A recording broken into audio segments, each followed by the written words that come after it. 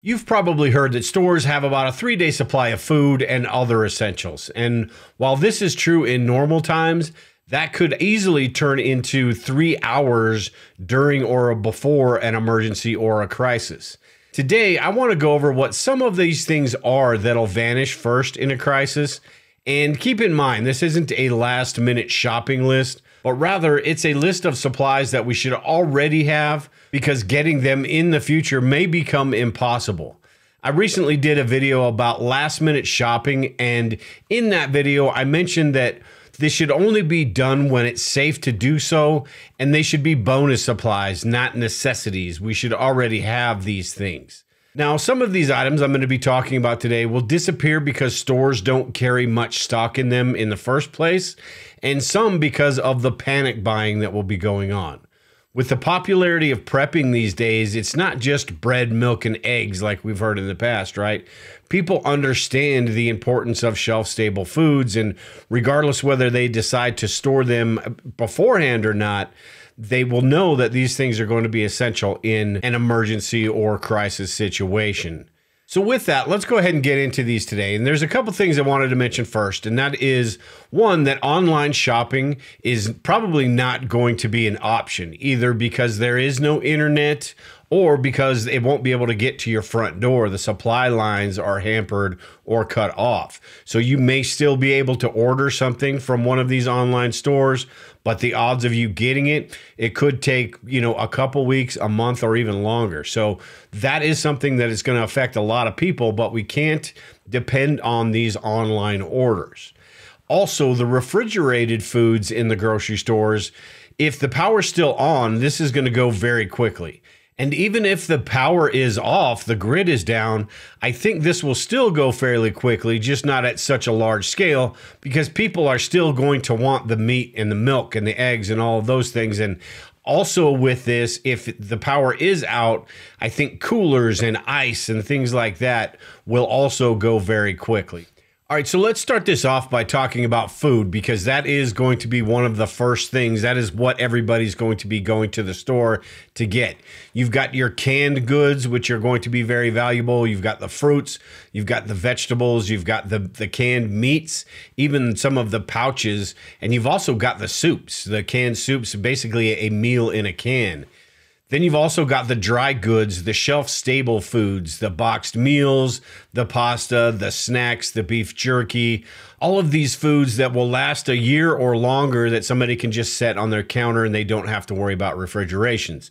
In a situation like this, expiration dates or best by dates really don't matter all that much. It's a matter of people just filling their cart and getting what they can because they're not sure what's going on. Also, when it comes to food, don't forget about your pets, because if you're like me and your pets don't have food, they're probably going to be eating off of your plate. And when things are limited, that's the last thing you want to do. So make sure you've got the different kind of cat food or dog food, whatever food you need, make sure you have a good stockpile of that, because that will be flying off the shelf relatively quickly. Something else that's going to be flying off the shelf is anything to do with water. So you've got the water bottles, the gallon water bottles that are pre-filled.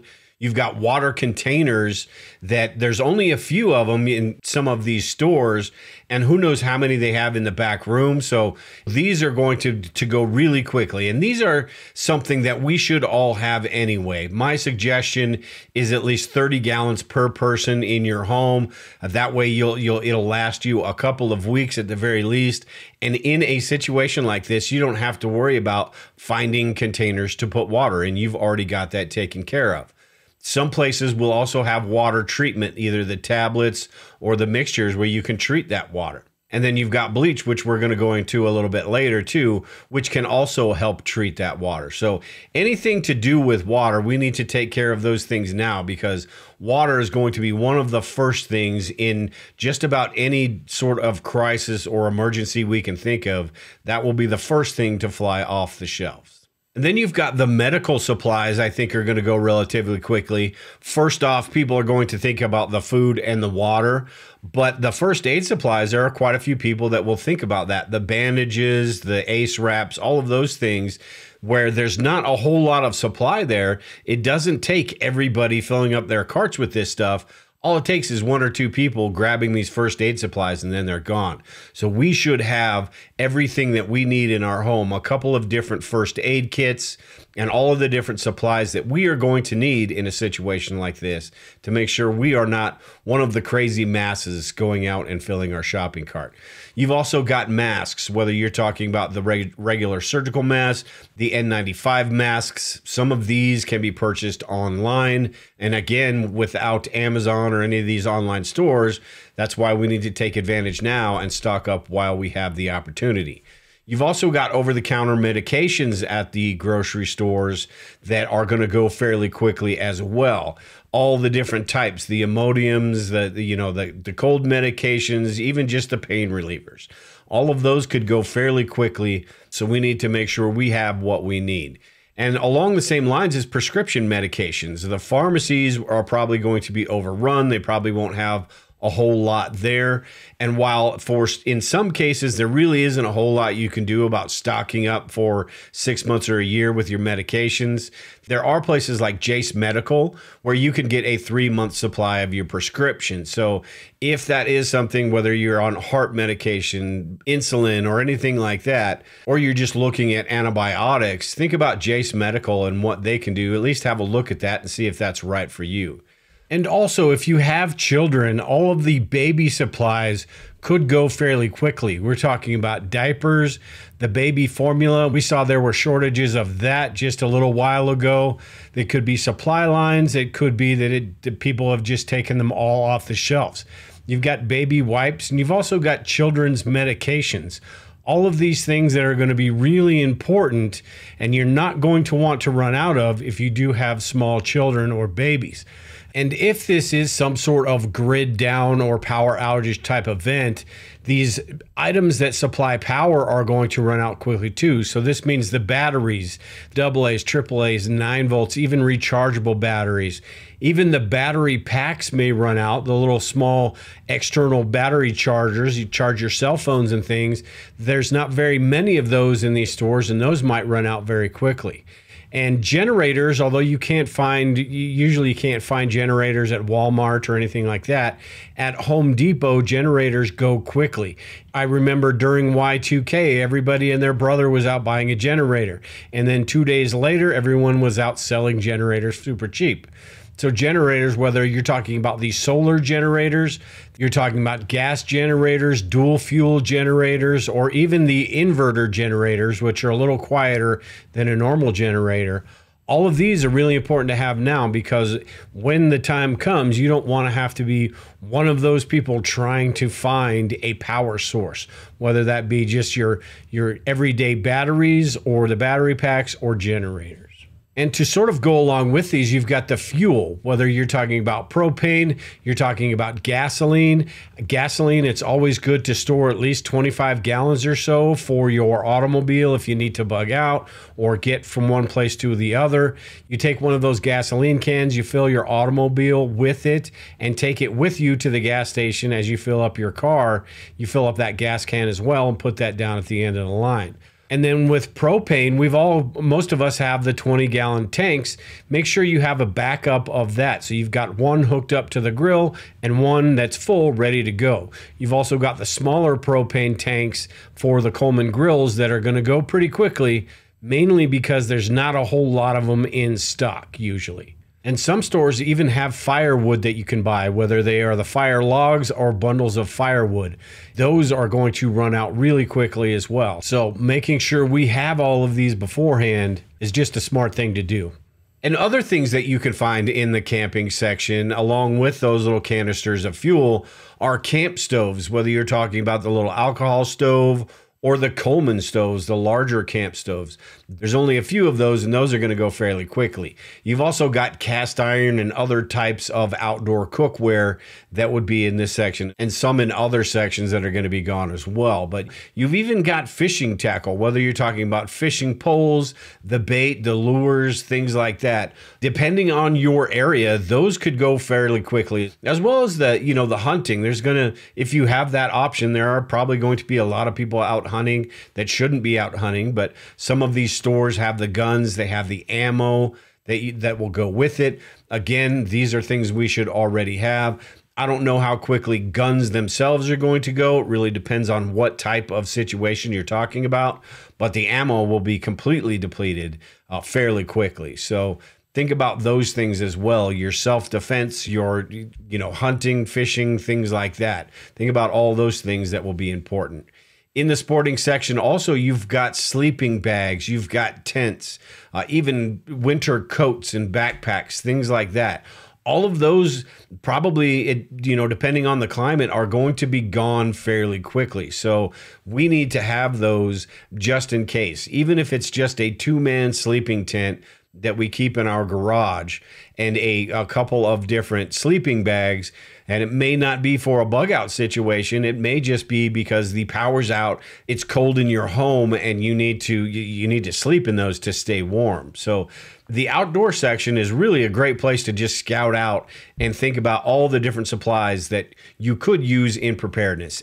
And I mentioned coats and gloves and sleeping bags and things like that, but also what's going to go fairly quickly are the space heaters that you can find at Walmart or Home Depot. Those, depending on the situation and your climate, could go fairly quickly. And along with these, if the grid is down, you're talking about the kerosene heaters. You're talking about the oil lamps and things like that. So think about those as well. The shelter ideas. If you do need to block off one room, you've got the plastic sheeting and the tapes and things like that that people are going to need, and those are going to go fairly quickly.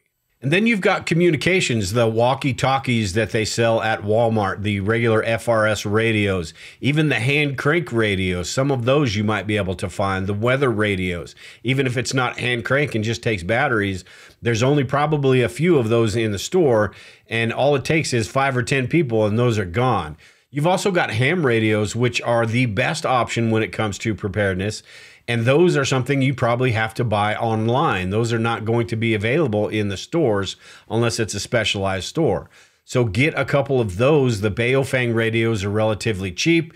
And even if you don't get the license or you don't quite understand how to use them, it's good to have them and then just learn the basics of that, because you never know when that's going to become important. Something else that's going to move fairly quickly is anything to do with light, whether you're talking about flashlights and headlamps. Even the solar yard lights are going to go fairly quickly. You've got all sorts of different types of candles, from the tea light candles to the more expensive, fancier candles in the glass jars. I think the less expensive candles are going to be the ones that go first, and all that may be left on the shelves are some of those expensive ones, and people will buy those if that's all that's left as well. They've also got some lanterns at Walmart. Walmart has some of the cheaper ones. They've got the Dietz lantern that you can get online, the oil lanterns. Those are also fantastic as well. And the cool thing about the lamp oil, as long as it's stored properly, it has an indefinite shelf life. So you can save that for years and years, where kerosene, I think, is just a few years. So these oil lanterns, the Dietz are a little bit more expensive than the other ones, but those would be great in a disaster or an emergency situation. And then you've got hygiene. And as we saw in 2020, the toilet paper was a huge issue for a lot of people because that was running out. They couldn't keep it in stock. People were hoarding and stockpiling it. As preppers, though, if we have that stuff, like back in 2020, that didn't affect me. When I went to the store to get toilet paper, it was more of a bonus rather than a necessity. And that's the last thing you want, is to have that necessity pop up in some sort of disaster or emergency. You've also got the soaps. Hand sanitizer was another thing that was a big issue back then. That will be gone fairly quickly. You've also got the hand wipes, which have multiple different uses. And the bleach that I mentioned earlier with purifying water also cleans your counters, and there's a number of different uses for bleach as well. And then you've got the feminine hygiene products, which is another one that you know, depending on your family, you don't want to run out of. So making sure you have a good stockpile of that as well. And even deodorant, which it may not seem like a big deal. Deodorant's not a lifesaver, but it absolutely could be if you are in a situation where something has lasted a couple of weeks and everybody in your house just stinks. So deodorant is one of those things that lasts a super long time. Why not just get a few extra? That way we don't have to worry about if the stores are ransacked and there's nothing available. Now, with tools and hardware, again, this depends on what type of situation we're talking about, but you're probably going to need to go to one of the stores like I was talking about earlier, the feed stores, the Home Depots, the hardware stores. But depending on the situation, these would run out fairly quickly. You've got in hurricane season, the plywood runs out really quickly, or riot season, the plywood runs out really quickly. So things like that, having a few sheets of that in your home, even just to board up windows, could be something that's important.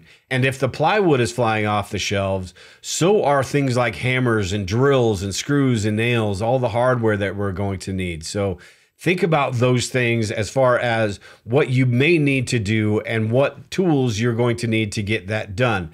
Chainsaws and things like that. We should have all of that in place, because in certain specific disaster scenarios, Home Depot is going to get ransacked, and there may still be things like ductwork stuff and electrical stuff, but a lot of the important things like the plywood, the hardware, the tools, those could be all gone. So we need to make sure we have those before it becomes an absolute necessity.